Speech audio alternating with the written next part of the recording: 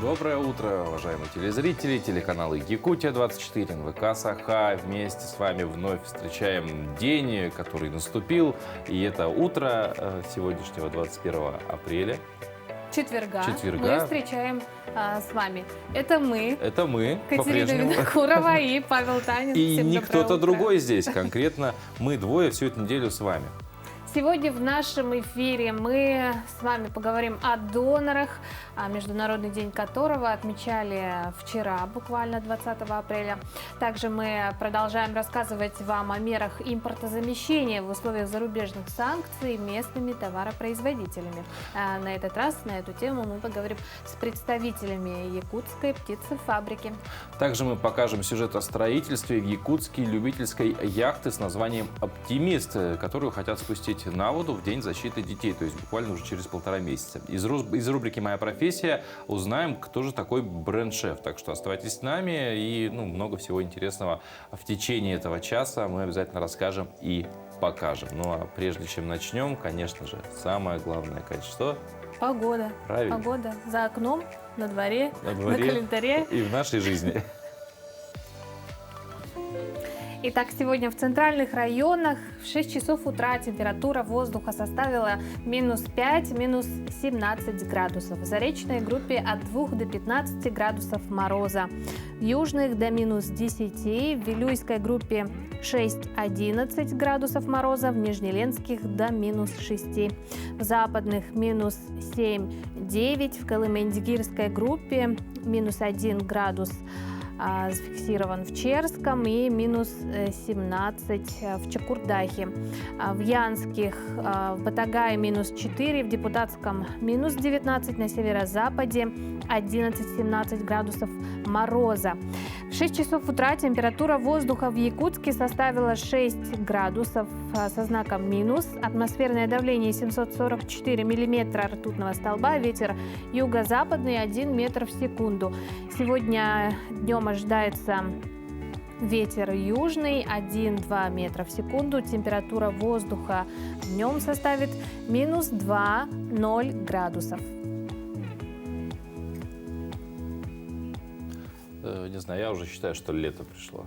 Ну, почти лето, да. Для нас, якутян, вот лето самое. Да, я уже хожу по улице в пляжных шортах и майке.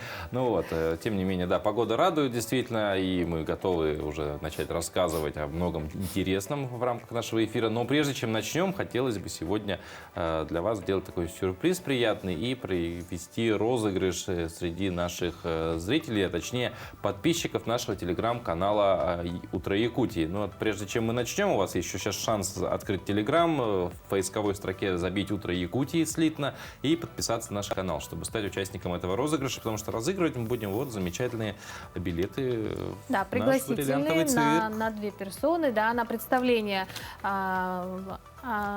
Как называется? Парад Алле, который приурочен как раз-таки к столетию Якутской АССР. И вопрос наш связан именно с этой тематикой. Да, потому что, к слову, мы уже на следующей неделе отметим великий, я думаю, праздник для всех нас, якутян. Это столетие образования Якутской автономной Советской Социалистической Республики. То есть фактически столетие становления якутской государственности. И это очень важное историческое событие в свое время было. Особенное, конечно. Нас. Ну и вопрос звучит следующий. Зачитаешь, Паш? Конечно, я это сделаю. Вопрос будет один.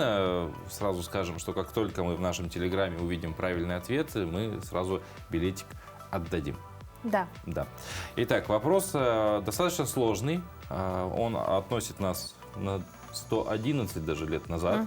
В 1911 году в честь открытия каменного здания областного музея и городской библиотеки, ныне это историческое здание Национальной библиотеки, со всех концов страны были получены поздравительные телеграммы. Но самой особенной телеграммой была телеграмма от Да, от этого человека, от этой важной персоны, можно сказать. Кто же отправил эту телеграмму в далеком 1911 году? Еще раз напоминаем, что ответы вы присылайте нам, пожалуйста, в наш телеграм-канал. Ну а мы продолжаем наш эфир, ждем ваши ответы. А в моду, между тем, возвращаются прически из 2000-х. Косы в стиле боха, которые обрели широкую популярность в 2000-х годах, вновь стали модными у знаменитостей в нынешнем сезоне.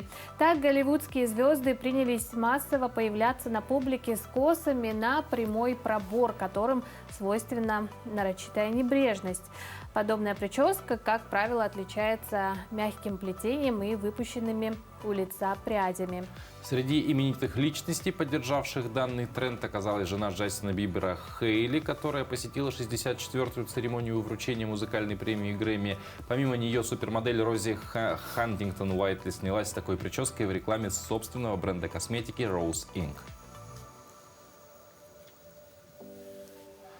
Ну а в сети вирусным стало видео рыбалки в карантинном Шанхае. Смотрел это видео? Да, я видел, пытался почерпнуть для себя что-то новое, но я еще как бы и старое это в рыбалке не особо почерпнул, поэтому... Тем не менее, само видео достаточно забавное, необычное, ну и как бы... Стоит внимания, да, чтобы его вот как раз-таки о нем в Китае энтузиасты опробовали необычный, но, как показала практика, весьма рабочий способ поймать большую рыбку. В ролике показано, как с помощью дрона жители Шанхая ловят карпов в декоративном пруду. Рыбалка прошла успешно, клюнула крупная рыба, после чего ее, вероятно, доставили до дома энтузиастов по воздуху. В видео показано, как дрон с рыбой взлетает ввысь. Изначально ролик опубликовал в Твиттер Родриго Зейден, доцент Нью-Йоркского университета в Шанхае. Видео было подписано иронично: «Покупка продуктов в Шанхае, 2022 год». В следующем своем твите автор уточнил, что рыбачил не он. Видео завирусилось в сети, у него более 2500 просмотров. К посту оставляли еще и много комментариев при этом всем. Ну а вчера, 20 апреля, в России отмечали Национальный день донора. По статистике, в России за последние 10 лет число доноров выросло на 12%. Кровь и компоненты нужны, к примеру, пациентам с онкологическими заболеваниями. Некоторым без переливания вообще и вовсе не выжить. И среди тех, кто сегодня приходит на станции переливания, есть и новички, и почетные доноры с большим стажем. А с недавних пор в Якутии создан свой национальный реестр с потенциальными донорами костного мозга. Впервые вообще в истории федерального реестра якутянин подошел в качестве генетического близнеца своему реципиенту. Подробности далее. Генетическое совпадение с другим человеком. Большая удача. Шанс примерно 1 на 10 тысяч. Петр Пестряков – первый якутянин, выигравший в этой своеобразной лотерее. Петр был в числе первых, кто отозвался на призыв вступить в регистр потенциальных доноров костного мозга. У меня папа был донором в свое время. Он был почетным, и, соответственно, я с малых лет уже видел. Якутянин стал донором гемопоэтических стволовых клеток впервые в истории Федерального регистра доноров костного мозга. По счастливой случайности для определенного онкологического больного был найден генетический близнец в лице Петра. Это какой-то порыв или чем-то людям помочь или чего. Получилось так, что стал, но не ожидал, что так быстро, что в течение полугода так найдется. Там говорили даже, возможно, там в течение десятки лет человек стал в регистр, а реципиента не нашлось, например. Генетический близнец может жить за 1000 километров, а помощь нужна здесь и сейчас. И вот для этого создаются регистры доноров. В России он тоже есть, но недостаточный. Около 130 тысяч человек, в то время как необходимо не менее 1 миллиона. Наш региональный регистр, в федеральном регистре наш небольшой кусочек Якутии. Буквально, второй год только мы начали, и то, что один из наших доноров как раз подошел для трансплантации реципиенту, это уже наш, я думаю, общий успех. И, конечно, даже то, что мы буквально за короткое время спасли чью-то одну жизнь, это уже, я считаю, успех. Большая работа была проделана по созданию регистра в нашей республике, который имеет особую актуальность, учитывая этнические особенности генотипа населения. В 2020 году Лига женщин и ученых Якутии под руководством доктора медицинских наук профессора Савиной Надежды Валерьевны выиграла грант главы республики по теме создания регистра потенциальных доноров костного мозга на базе станции переливания крови. Впервые из 16 набранных нами доноров вот нашелся первый наш донор Петр.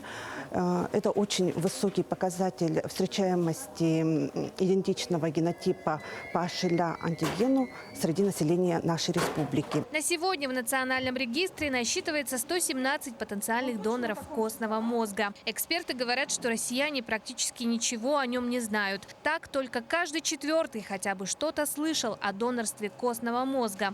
Нет, это не больно и не страшно. Чаще всего никакого наркоза и операций. На таком аппарате можно проводить заготовку компонентов крови, как эритроцитов, плазмы, тромбоцитов, и также проводить заготовку гемопоэтических клеток для пересадки костного мозга. Единственное, в чем разница, в том, что нужно для каждого компонента крови свой расходный материал. А аппарат очень умный, все делает сам, рассчитывает сам, какую дозу взять. Мы очень благодарны нашим донорам, что они приходят, мы их очень любим, ждем. И очень хорошо, что люди приходят осознанно, не ради того, чтобы получить какую-то выгоду или материальное благополучие, а ради спасения наших пациентов. Многие из присутствующих когда-то пришли сюда не за материальной выгодой, а реально спасти чью-то жизнь. Ко мне обратился мой друг с просьбой, там по семейным обстоятельствам родственнику требовалась кровь. И вот так случайно я пришел на станцию первый раз. Моей подружке понадобилась кровь. И тогда я решилась в первый раз сама сдать кровь. И вот по сей день здесь нахожусь. Хочу узнать то, что моя кровь спасет чью-то жизнь. Сперва с целью заработка, но стипендий не хватало. А потом уже все начал сдавать на регулярной основе. Помогать людям. Для кого-то донорская кровь – это единственная надежда на выздоровление, единственный шанс выжить. Независимо от того, какой причиной руководствуетесь лично вы, кровь нужна всегда. Тот факт, что вы спасли кому-то жизнь, может стать вдохновляющим. Ну а мы хотим напомнить, что сегодня мы разыгрываем замечательный пригласительный в цирк на представление, которое приурочено к столетию ЯССР. И чтобы его получить, вам нужно ответить на наш вопрос. В телеграм-канале это самое главное. Там уже вопрос появится. Будьте готовы. Ну а прямо сейчас небольшая пауза, после которой вернемся.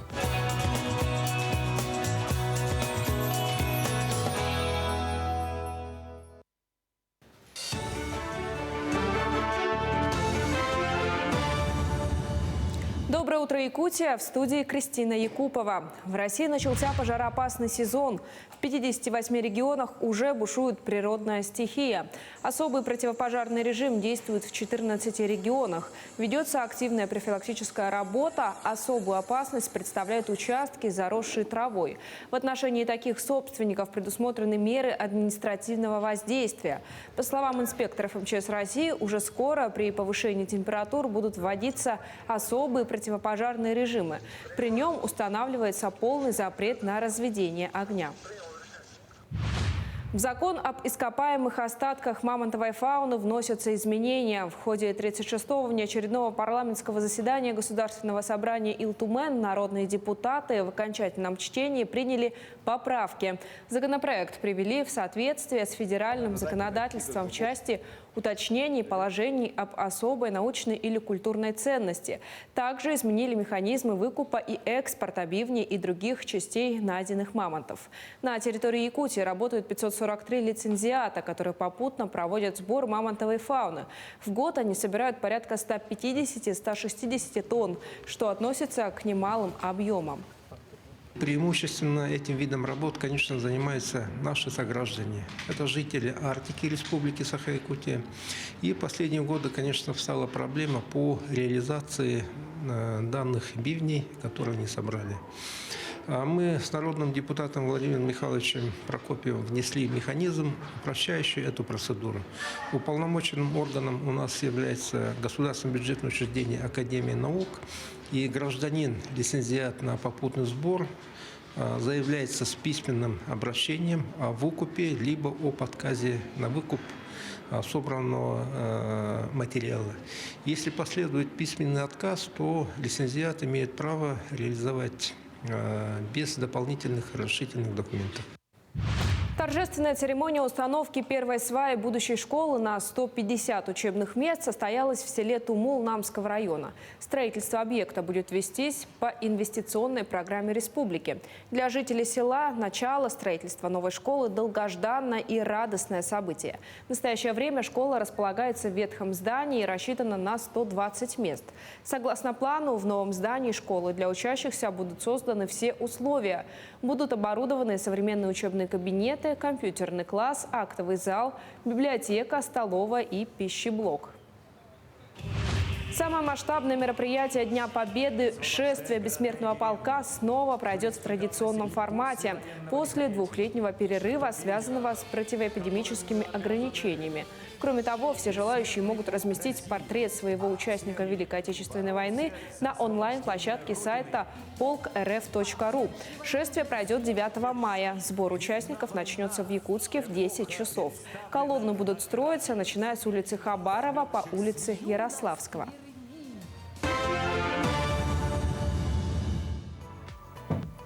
Ну, перед нашим перерывом мы поговорили о Дне донора, который да, накануне... о донорстве. О донорстве вообще, в принципе, да. Вчера день отмечался в России. Поговорили о доноре костного мозга. Это тоже достаточно такое важное для трансплантологии. Ну, вообще, явление, чтобы спасти чью-то жизнь, не обязательно быть врачом. Помочь может каждый из нас. Таков девиз доноров в России. Между тем, как говорят врачи, не принято считать подвигом сдачу крови. Имена доноров остаются неизвестными для реципиентов. Да. Но все спасенные говорят огромное спасибо, конечно, донорам. И сегодня у нас в гостях Майя Курнева, почетный донор, человек, который своим поступком спасает жизни людей. Майя, доброе утро. Доброе утро. Доброе утро. Майя, расскажите, когда в первый раз вы пришли сдавать кровь? При каких обстоятельствах? Первый раз это было в 2003, кажется, году. Я была на 2-м курсе. И понадобилась кровь родственнику одного из сотрудников университета. И на самом деле нас, как студентов, попросили, если мы подходим, то пойти сдать кровь. Я была одной из старост общежития, и мне было так, на самом деле, печально, что все отказались. Я тогда жила с физкультурниками, скорее всего, им нельзя сдавать кровь, но я думала, что как раз-таки физкультурники – это те здоровые ребята, которые могли бы действительно пойти сдать. Потенциально, да. Ага. Вот. И так как никого не было, я решила все-таки пойти сама. Сдала тогда в первый раз и ничего не почувствовала, то есть никаких осложнений. Ну и это был первый раз. После этого я подумала, что ничего страшного, и почему бы не продолжить. Вот почетное донорство, прям вот целенаправленно шли к званию почетного донора, или просто ничего страшного не происходит, сдаю кровь, потом бац, ой, я, оказывается, почетный донор. На самом деле, когда я начала сдавать, я регулярно начала сдавать уже после окончания университета, это с 2007-2008 года, я просто сдавала, чтобы действительно помогать, потому что, опять-таки, никакого вреда моему здоровью не причиняла. А потом я узнала о том, что, оказывается, когда можно добрать определенное количество, можно стать почетным донором. Майя, говорят, что если сдаешь кровь периодически, то и чувствуешь себя лучше физически. Вот вы на себе как ощущаете? Я на себе пока этого не ощутила, но я слышу от разговоры от людей, которые уже сдают побольше, чем мы, то, что они действительно чувствуют какое-то облегчение. Я надеюсь, прилив сил, да? Нет, сначала происходит отлив, скорее всего, потом прилив. Потому что действительно сдаешь же где-то 450 миллилитров за раз, и всегда я часам к 8 уже иду спать. А с какой периодичностью сдаете? Кровь мы сдаем где-то 2 месяца обязательно должно быть. Мужчины в год сдают до 5, женщины до 4. А какие-то требования для доноров существуют? Или, в принципе, может быть, есть какие-то ограничения все равно? Обязательно, потому что, во-первых, донор должен быть здоров. Это не болевший гепатитом, никаким из видов. Во-вторых, он должен весить больше 50 килограмм. Ну, вот, как бы, да, не должно быть отчуждения органов. Я, насколько знаю, то, что зрение тоже как-то влияет. Вот. Ну и помимо того, то, что как бы комплексно ты должен быть здоров, ты должен быть готов тоже к донорству, ты должен готовиться, то есть соблюдать определенную диету до сдачи, после, ну и как бы во время, то есть во время, в день сдачи. Поэтому как бы требования обязательно должны, ну, есть.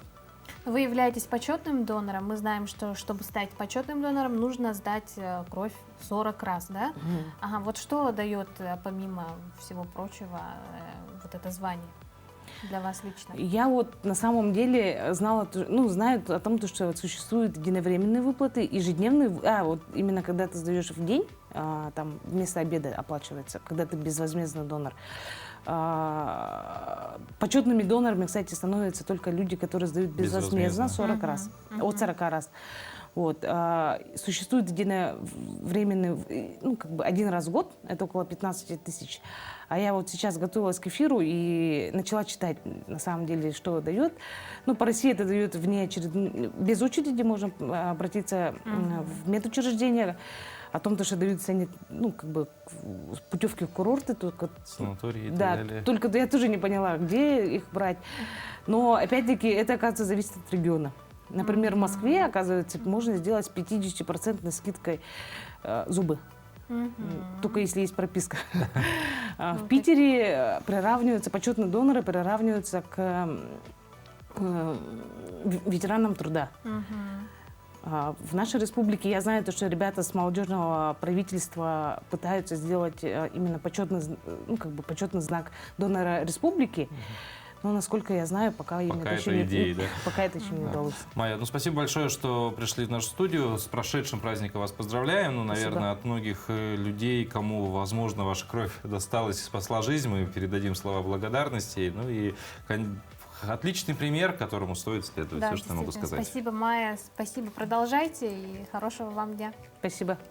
Ну, а далее у нас на очереди рубрика «Даты и события». Чем отмечен 21 апреля, узнаем прямо сейчас.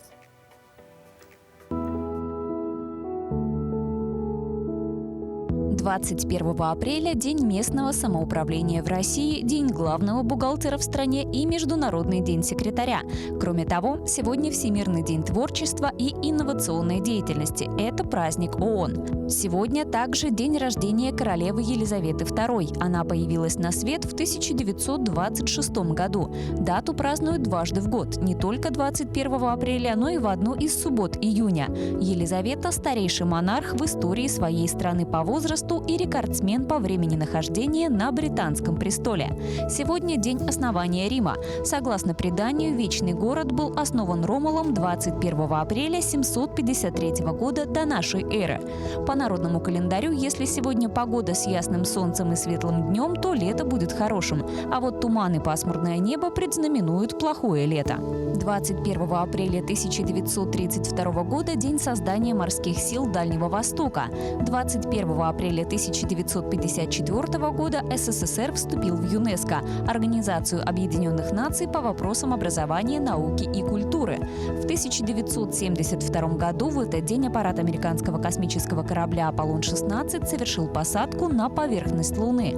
21 апреля 1735 года родился Иван Кулибин, русский механик-изобретатель. В 1758 году в этот день на свет появилась Арина Родионовна, няня русского поэта Александра Пушкина.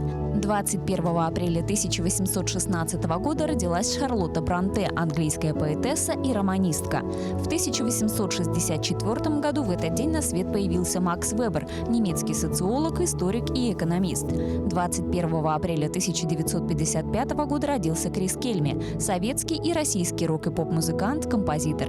Именины в этот день празднуют Иван, Мария, Родион и Сергей.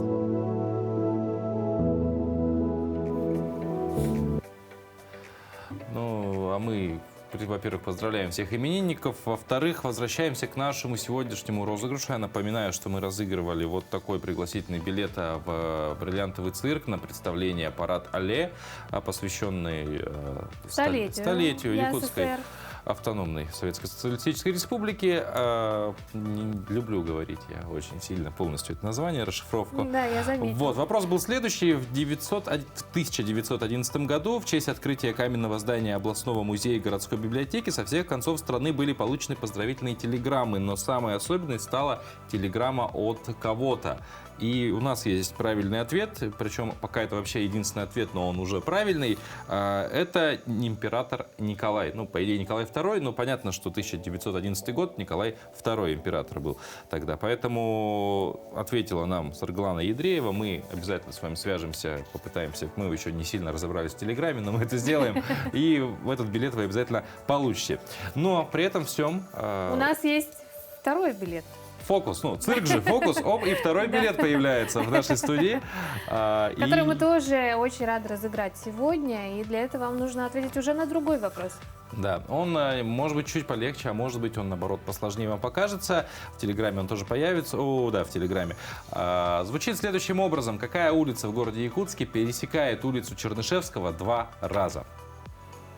Да. Вот, нам уже подсказывают, что в Телеграме уже этот вопрос есть. Да, чтобы ответить, вам нужно обязательно подписаться на наш канал «Утро Якутии», подписаться и вот там вот под вопросиком дать свой ответ.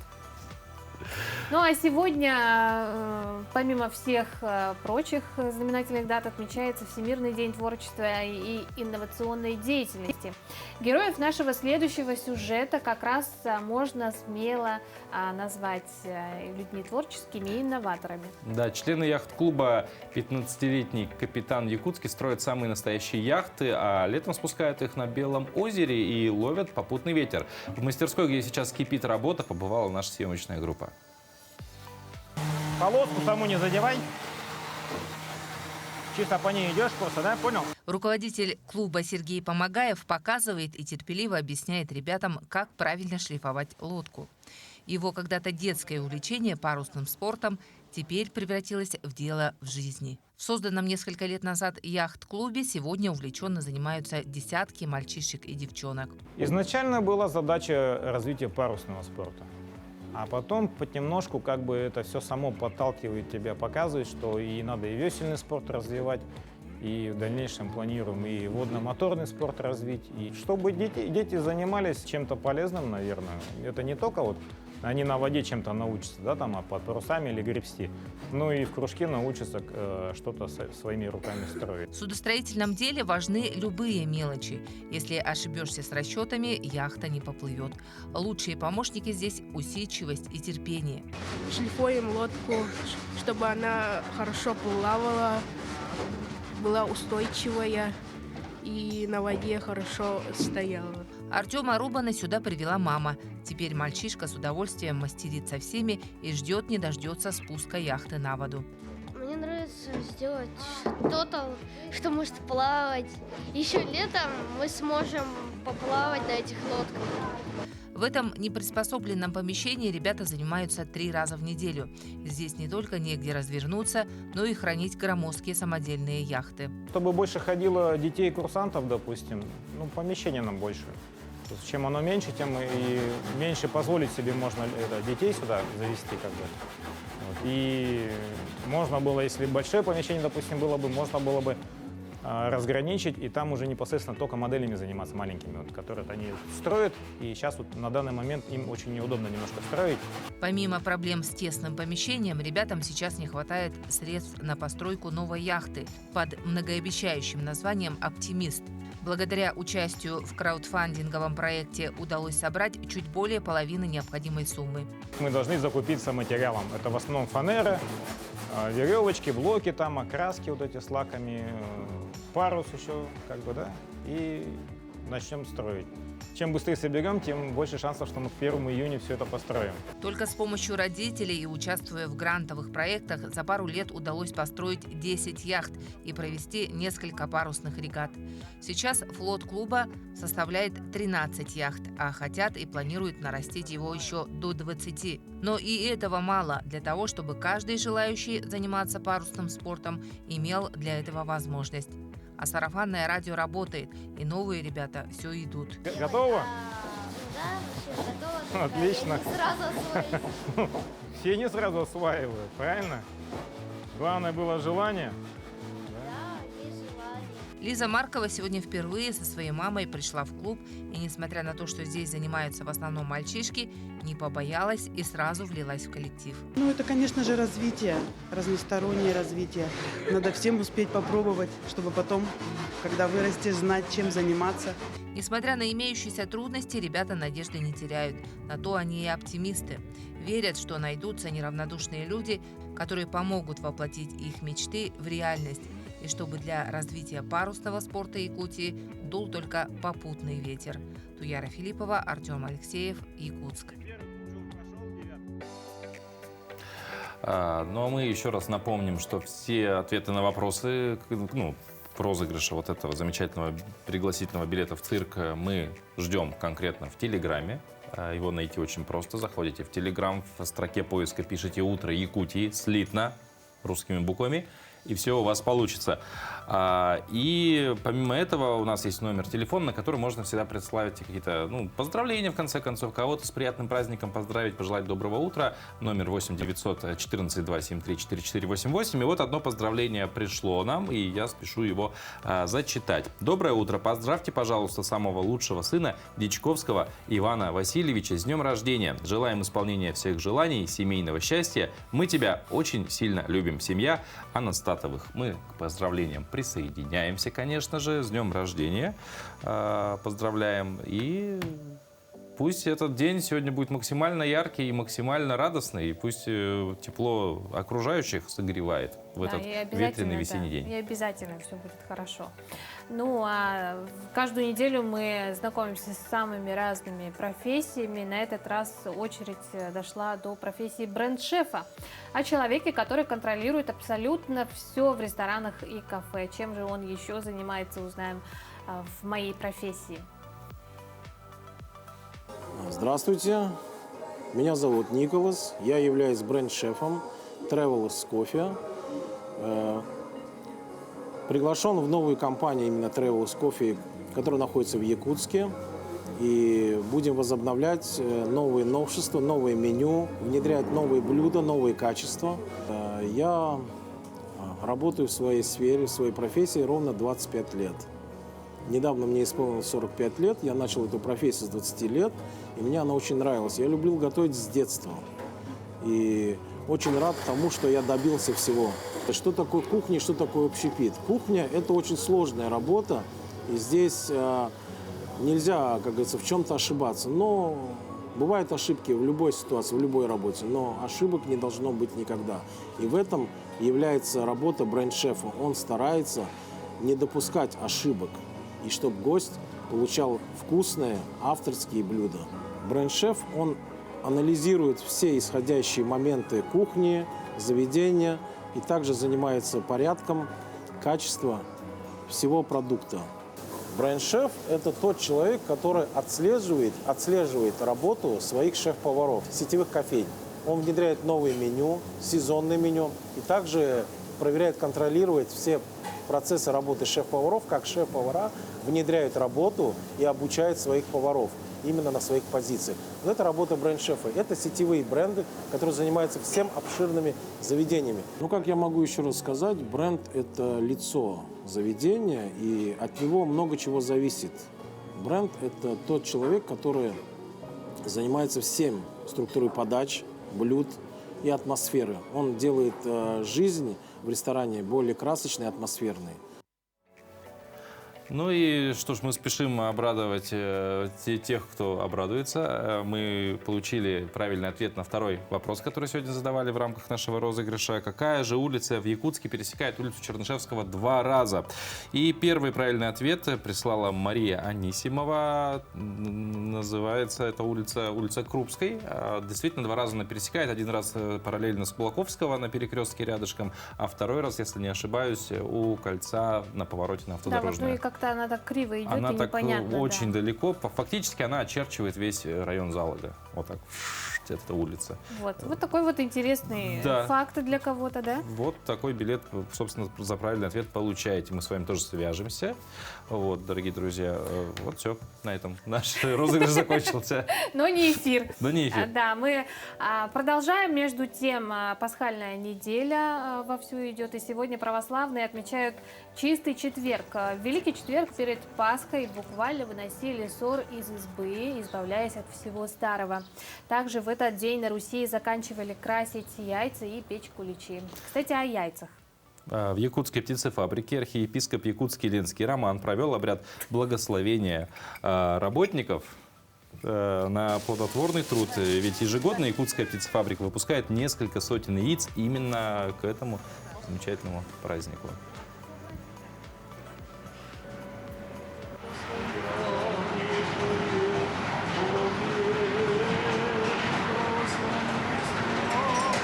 Архиепископ Якутский и Ленский владыка Роман посетил якутскую птицефабрику и совершил молитву по просьбе сотрудников, и исполняя давнюю традицию. Один раз в год, накануне Пасхи, он благословляет сотрудников производства на плодотворную работу. Мы молились о том, чтобы Господь благословил их труд. Труд достойный, труд востребованный, безусловно, преисполнен всяких тягот и трудностей в нынешнее время особенно. И поэтому просили Господа Его благословения. Якутская птицефабрика, находясь в постоянном развитии, наращивает производство пищевых яиц. Увеличился не только объем производства, а также ассортимент. Ежедневно с конвейера фабрики выпускается не менее 220 тысяч яиц. Прошлый год мы произвели всего 83 миллиона 700 тысяч яйца. Это практически мы закрыли большую часть потребностей города Якутска. Это максимальный показатель за последние 20 лет. Поэтому производство оно у нас растет. И по плану к 2024 году мы должны выйти на производство 100 миллионов штук яйца в год. Как сообщили в Якутской епархии, по благословению архиепископа Якутского и Ленского владыки Романа, освящение пасхальной снеди будет проходить на прихрамовых территориях Якутска в течение 2 дней. В Великую субботу 24 апреля и в сам день Светлого Христового воскресенья. Валерия Наумова, Джулстан Иннокентьев, Якутск. Ну а более подробно о производственной части якутской птицефабрики и о том, повлияли ли зарубежные санкции на их работу и выпуск яиц, мы поговорим с заместителем генерального директора предприятия Алексеем Степановым. Алексей Федотович, доброе утро. Здравствуйте, доброе утро. Вот. Ну, собственно, как вообще сегодня обстоят дела на фабрике, как идет работа? Сильно ли сказалась вот эта вот вся история, вся ситуация экономическая нынешняя? Ну, давайте я сначала познакомлюсь. Наше предприятие, Якутская птицефабрика, она яичного направления. Почему? Потому что некоторые люди всегда спрашивают, когда узнают, где я работаю, бройлер, не бройлер, но мы яичное направление, а мясная продукция как бы у нас является побочным продуктом. То есть, да, сопутствующий продукт. Мы яичное направление. Мы в день производим до 220 тысяч штук яйца каждый день. По прошлому году мы произвели как бы для себя, как реорганизовались в акционерное общество, 83,5 миллиона яйца. Это для нас как бы такой рекорд. Мы во все СМИ как бы это объявили. Ну вот так. А по санкциям, ну да, конечно же мы уже чувствуем, да, мы чувствуем это, да, но как таковое, как тело, оно еще к нам не пришло. Почему? Потому что наша отдаленность республики, оно как бы играет свою роль, и слышим слухи как бы. Почему? Потому что основные наши поставщики, они как бы лидеры в своем производстве, они тоже как бы, ну не знаю, не знаю, но есть запасы. Есть запасы. У нас наша логистика тоже влияет на это, как бы, и у нас тоже есть свои запасы, и мы до июля месяца, например, обеспечены кормами. Мы уже можем говорить, что поднятия цен на нашу продукцию, это уже как бы, ну, до июля месяца точно, как говорится. Ну, вот тут на самом деле будет. у многих предприятий наших республиканских схожая история, что за счет нашей, видимо, транспортной труднодоступности очень загодя всегда вот, ну, расходники какие-то, материалы и так далее привозятся, и это вот очень в этой ситуации спасает, потому что заранее много все завезено на какой-то долгий период достаточно. Ну, мы все столкнулись с тем, что растут цены, да, вот повысились ли цены на, собственно, на яйца? Ну, могу заверить, что, так как я вот сказал, что мы обеспечены кормами до июля месяца цены в наших фирменных точках, на нашем предприятии держаться будут. То есть на нашу основную продукцию, на яйцо, никаких этих не подразумевается пока. Пока. Ну вот в производстве, в яичном производстве, ну, все равно используются какие-то, опять же, расходники, то есть корма, да, вот как мы уже сказали. А использовались ли на якутской птицефабрике зарубежные какие-то материалы, может быть, даже техника какая-то сама? Если да, то сейчас стоит ли вопрос, и как он продвигается с переходом на отечественные аналоги? Так, ну, мы в 2021 году приняли карту развития техперевооружения, и до 2024 года мы должны поднять, если я вот по прошлому году у нас было 83 миллиона, то если мы будем идти своего как бы плана придерживаться, то мы в 2024 году должны дать 100 миллионов яйца для нашей республики. Ну, это за год. Да, за год, соответственно. И, конечно же, сейчас мы пользовались технологиями всего мира, до санкций, до этого. Но я хочу уверить, что те иностранные фирмы, с которыми мы работаем, им тоже это не нравится. Почему? Потому что Россия достаточно большой регион, и даже есть, вот общались с коллегами, они говорят, что вот производство мировой фирмы, например, вот в мясоперерабатывающей промышленности, 60% рынка, то есть то, что они производят, уходило к нам в Россию. И им уходить с российского рынка, это серьезные потери. Да, серьезные потери. И сейчас в основном трудности испытывает эта логистика. То, что вот граница, страны, вот это вот. А сами производители, они готовы работать, общаемся, готовы, вот, говорят, как вот наступят послабления какие-то, вот перевал через границу. Сразу все возобновим, говорят. Да, мы используем иностранное оборудование в данный момент. Вот, согласно нашей карте техперевооружения, мы переоборудуем свои действующие цеха, ставим итальянское оборудование. Вот буквально успели на нашу вот эту распутицу, переправу, перевести оборудование. То есть оно успело к нам прийти даже вот после вот этих февральских событий. И думаю, что будет дальше так продолжаться. Конечно, это даст некоторое удорожание по логистике, то есть там Турция или что там будет. И использование иностранного оборудования у нас показало себя с хорошей стороны, да. Мы вот, например, фирмы Техно, итальянскую фирму поставили в 2008 году и капитально вложились через лет 10 только в него. То есть оно оправдало те вложения, которые поставили как бы.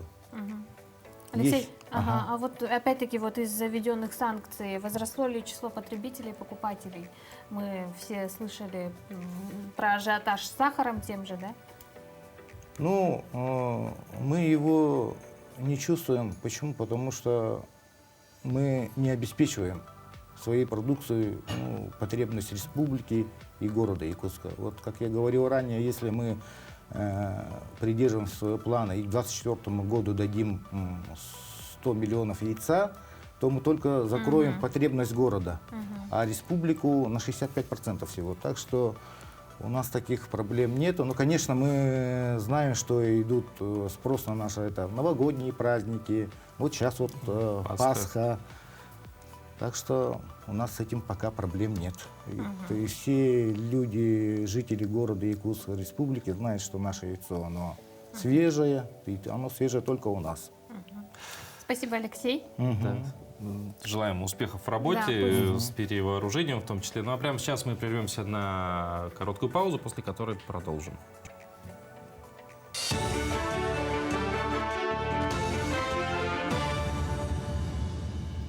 К навигации готовы в срок. На Жатайском судоремонтном заводе завершаются плановые работы по подготовке судов Ленского речного пароходства к навигации 2022 года. Они должны быть завершены до 15 мая, и первые суда уже отправятся на малые реки. Отмечается, что на сегодняшний день укомплектованность плавсоставом составляет практически 100%. Так как подготовка к ремонтному сезону велась в прошлом году, текущая экономическая ситуация из-за объявленных санкций никак не отразилась на работе судоремонтного завода, а к следующему сезону предприятие готовится уже сегодня. Санкции пока до нас не успели коснуться, потому что мы заранее же все отрабатывали, подготавливались. Все, пока нас санкции не коснулись, пока у нас все хватает, все в норме, все работаем. Это только на будущий год закуп запчастей, металла. Ну, импортозамещение же идет, и я думаю, все равно нас не коснутся. Все равно какие-то работы по поиску аналогов? Да, аналоги, конечно, уже на данный момент ведем. Это нам теперь только все на будущий судоремонт надо. Справимся, да. На этот судоремонт нас ничего не коснулось. Крестьянское фермерское хозяйство в Тате получило субсидию на финансовое обеспечение части затрат по строительству коневодческих баз. Людмила Цой с родными братьями начали работать в далеком 1992 году. Тогда в семье было всего одна кобыла. С тех пор свои силы и средства направили на развитие конебазы. Планово ведется и работа по улучшению пород. Основная проблема – отсутствие сенокосных угодий в черте райцентра. Последние 5 лет из-за засухи зимовка для лошадей считается тяжелой. Из-за недостатка корма приобретено около 200 тонн сена и комбикорма. Около 1000 сотрудников «Алроса» соревнуются в 9 видах спорта. В Мирном, Айхале и Удачном в 13-й раз стартовала спартакиада трудовых коллективов. Соревнования посвятили 65-летию алмазной компании. Открыли спартакиаду настольным теннисом, плаванием и шахматами. Лидеры в этих направлениях определены. В Мирном это команда Мирнинско-Нюрбинского горно-обогатительного комбината 1, в Удачном – сотрудники культурно-спортивного комплекса. На очереди перетягивание каната и стритбол. В этом году организаторы ввели новшества. Структурные подразделения объединят в одну команду, чтобы смогли участвовать на соревнованиях. Из-за изменения структуры компаний у нас образовались крупные предприятия, такие как Мирнинско-Нюрбинский ГОК, и образовалось достаточно большое количество сервисных предприятий, у которых численность не всегда доходит до 100 человек. В связи с этим в текущем году победитель спартакиады на Мирнинской площадке по сумме очков определяться не будет. У меня на этом вся информация.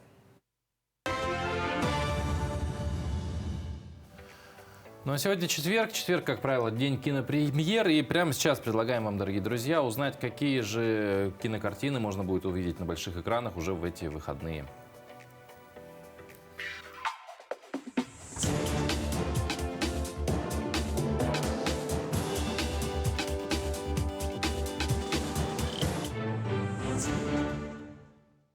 Сегодня кинотеатр «Лена» покажет сразу 5 премьерных кинолент.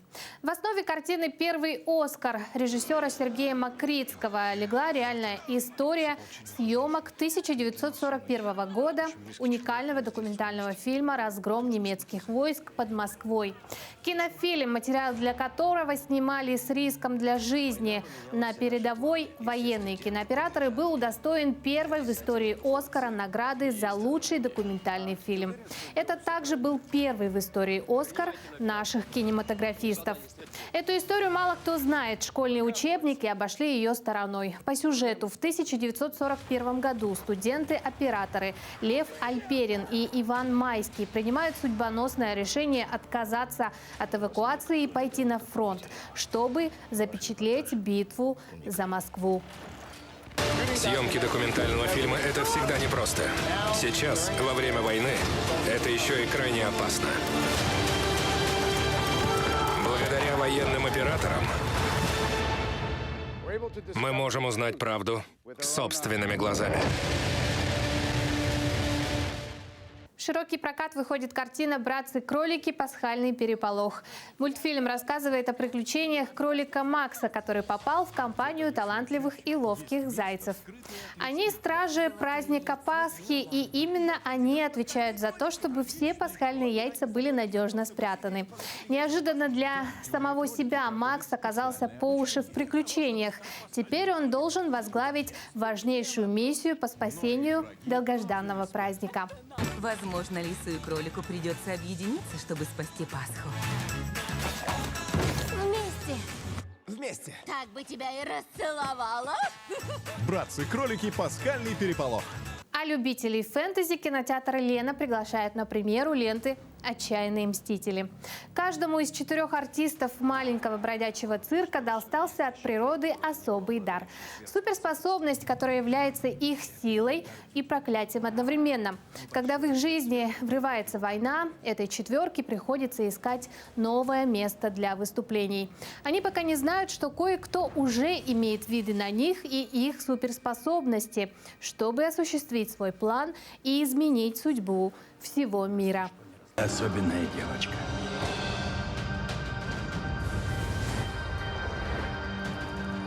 У тебя есть дар. Не обойдется и без ужастиков. Триллер «Слэпфейс» расскажет о Лукасе, который после смерти своей матери вынужден поселиться со старшим братом в старом доме в глуши. Друзей у мальчика нет, если не считать компании девчонок, которые над ним откровенно издеваются. С братом отношения тоже не ладятся, и Лукас много времени проводит в окрестном лесу в одиночестве. Там он в итоге и встречается с местным монстром. Между 2 изгоями складывается странная дружба. Однако, когда в городке начинают происходить жуткие события, Лукас понимает, что должен остановить чудовище. Она не ест плохих детей. Она с ними дружит.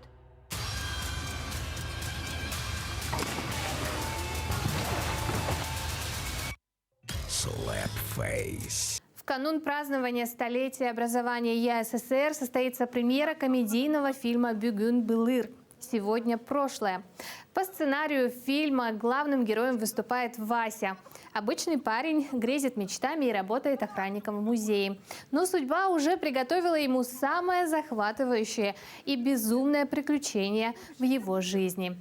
По словам авторов, дата выбрана не случайно, поскольку основные мысли, которые хотят донести создатели фильма, это объединение народа Саха, уважение к своим предкам и любовь к родному языку.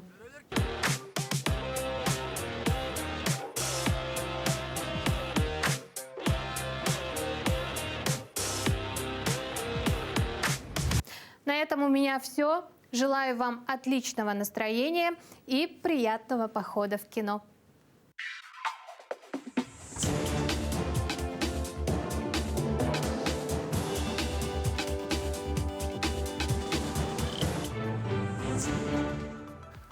Да, богато на премьеры, конечно, богато на премьеры, я бы сказал, это неделя. Кино много, кино все разнообразное. Ну а мы поговорим еще о новостях культуры. Сегодня состоится премьера нового спектакля «Услышать ангелов». Это постановка любительского театра «Синяя птица». Театр, где играют люди разных профессий и даже живущие в разных городах, стал известен якутскому зрителю после спектакля «Лысая певица», который в 2020 году стал еще и лауреатом международного спектакля «Флинт-трамплин» имени Фаины Раневской в Москве. В этот раз самодеятельные артисты решили обратиться к русской классике, к дяде Ване Чехова. В спектакле «Услышать ангелов», по словам авторов, акцент сделан на раскрытие души каждого персонажа. Поэтому в канву сюжета включены стихи поэтов того времени и прозвучат произведения любимых чеховских композиторов. Наш театр уникальный. Такого во всем мире нет. Все театры существуют очно. Они могут каждый день репетировать. Мы же репетируем по Зуму, потому что артисты наши живут в разных городах и селах России. Поэтому сложности свои в этом очень большие есть. Но тем не менее, все преданы, все любят наш театр. Спектакль еще интересен тем, что это экспериментальный, интерактивный. Так что приглашаем всех на наши премьеры. Вот на такой творчево-культурной ноте завершаем наш эфир, но еще не все. Катя, есть тебе что сказать, конечно. Да, вот хотим напомнить, что сегодня мы разыграли целых 2 пригласительных, каждый на 2 персоны, в цирк на замечательное представление, которое приурочено образованию столетия Якутской автономной Советской Социалистической Республики. Да, представление состоится 24 апреля. Мы обязательно свяжемся с нашими победителями. Спасибо вам за участие. Напомним, что вы также можете выигрывать наши приятные подарки. Для этого нужно подписываться на нас в телеграм-канале «Утро Якутии» и следить за всеми анонсами. Да, ну а мы на этом как бы желаем вам хорошего дня. Завершается наш эфир, как бы грустно это не было. Но завтра мы снова с вами увидимся, снова вместе проснемся в эфире телеканалов Якутия-24, НВК Саха. И вместе встретим уже завтрашний пятничный день, 22 апреля. Катерина Винокурова, Павел Танин. Это утро с вами были. Хорошего вам дня, отличного настроения.